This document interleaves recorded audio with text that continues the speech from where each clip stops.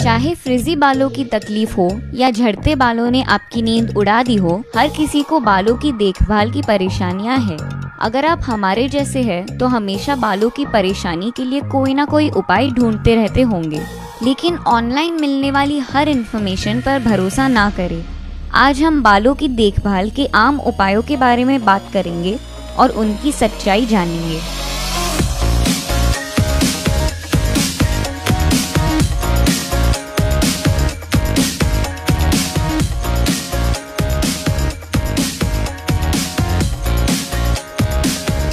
जहाँ तक मैंने सफ़ेद बालों को समझा है, ये बात मैंने भी सुनी है।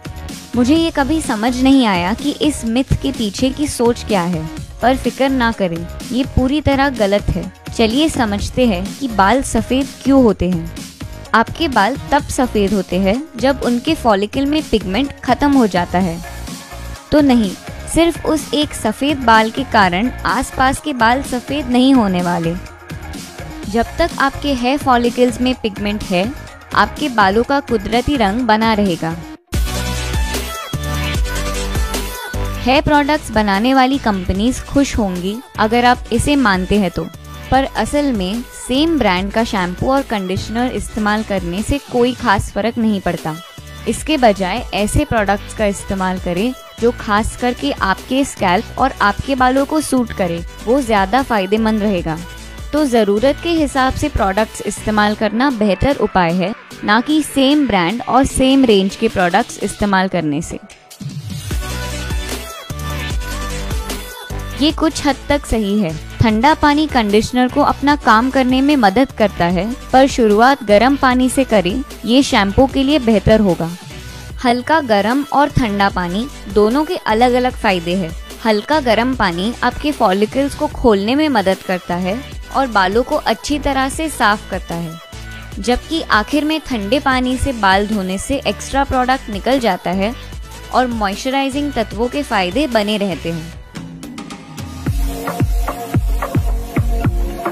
मुझे ये नुस्खा कभी समझ ही नहीं आया। जब आपके बालों की ग्रोथ स्कैल्प से होती है तो बालों को ट्रिम करके क्या फायदा होगा। मुझे खुशी है कि मुझे एक अच्छी चीज पता लगी। समय समय पर ट्रिम करने का एक ही फायदा है, स्प्लिट एंड्स होने के चांसेस कम हो जाते हैं। जब बात हेयर ग्रोथ की हो तो अपने स्कैल्प पर ध्यान दे, एंड्स पर नहीं। तेल लगाने और सिर की मालिश करने से फॉलिकल्स तक ब्लड सर्कुलेशन बढ़ता है, जिससे आपके बाल तेजी से बढ़ते हैं। दुनिया में बहुत सी चीजें हैं जो फैलती हैं, सर्दी, जुए, हंसी, लेकिन डैंड्रफ उनमें से एक नहीं है। डैंड्रफ आपके स्कैल्प पर हेयर प्रोडक्ट से होने वाली इरिटेशन या फिर ड्राई स्कैल्प और शैम्पू ना करने की वजह से होता है। डैंड्रफ की वजह से खुद को क्वारंटीन करने की कोई ज़रूरत नहीं है। बस अपने शैम्पू में टी ट्री ऑयल के कुछ बूंद मिलाएं और स्कैल्प को अच्छे से धोएं और इन एंटीबैक्टीरियल तत्वों को उनका काम करने दें। अगर आपने कभी ऐसा सुना है कि बालों को ज़्यादा धोने से इन पर गलत असर पड़ता है और ये ज़्यादा ऑयली हो जाते हैं, तो आप अकेले नहीं हैं। ये मानते हुए कि बार बार धोने से स्कैल्प का कुदरती ऑयल निकल जाता है, एक आसान तरीका है गर्मियों में अपने स्कैल्प को साफ रखने का, वो भी कुदरती हेयर ऑयल से समझौता किए बगैर। एक बेहद सौम्य शैम्पू आपके काम आएगा अगर आप अक्सर वर्कआउट करते हैं या आपका स्कैल्प ऑयली है तो। इसे आप जितनी बार चाहे इस्तेमाल करके ताज़ा महसूस कर सकते हैं। मुझे लगता है कि इस मिथ को उन सब मॉम्स ने बढ़ावा दिया है जिन्हें लगता है कि किसी भी प्रकार का हेयर टूल बालों का दुश्मन है।